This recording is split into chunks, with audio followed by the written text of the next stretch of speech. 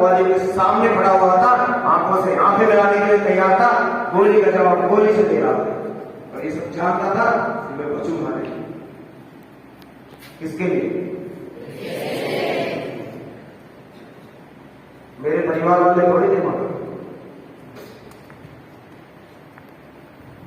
Suffocation शुरू हो गई, आंखों से पानी जाने लगा, खांसी आई, दम घुटने लगा, तो लगा कि अब बचने की कोई उम्मीद है ही नहीं। तो फिर एक और निर्णय लिया कि एक सैनिक कैसे मरना चाहिए। सैनिक दुश्मन की, या तो दुश्मन को मारते हुए मरे या दुश्मन की छाती पर गोली खाकर। और मैं उस जगह पर खड़ा हुआ, खड़े होकर मैंने अपनी गोलियां चलाई। और जब मैंने गोलियां चलाई तो एक आतंकवादी को मैंने उसमें मारा, लेकिन 4 और गोलियां मुझे लगी, जिनमें से एक गोली छाती के आर पार निकल गई, पूरा का पूरा फेफड़े को लेकर बाहर चली गई। बॉडी मूवमेंट में थी, मैं दरवाजे के बाहर जाकर गिरा।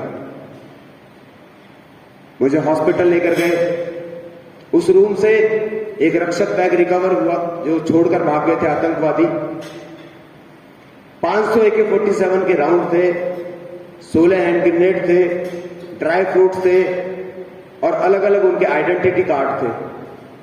और जो बराबर वाला एडजॉइंग हॉल था, 4 मेंबर पार्लियामेंट इंडिया के थे, 2 जर्मन सीनेटर थे, आपके कई सारी बॉलीवुड की हस्तियां थी और महाराष्ट्र गवर्नमेंट के कुछ पदाधिकारी थे और 3 शादियों के गेस्ट थे। टोटल मिलाकर 185 लोगों की जान बची और सारा श्रेय मुझे दिया गया।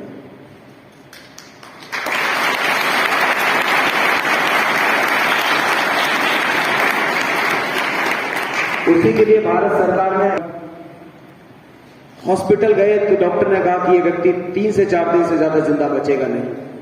ये फेफड़ा पूरा फट चुका है, इन्फेक्शन फैलने के चांसेस हैं।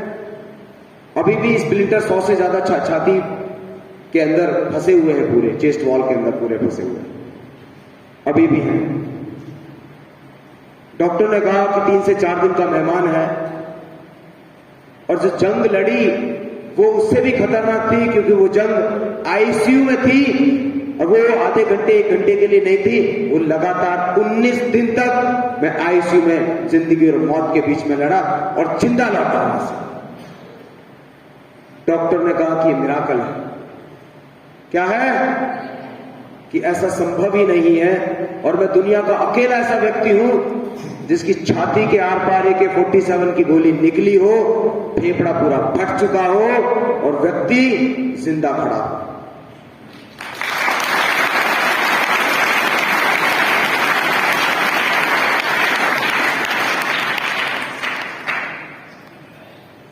अपना YouTube चैनल भी है, इंस्टाग्राम पर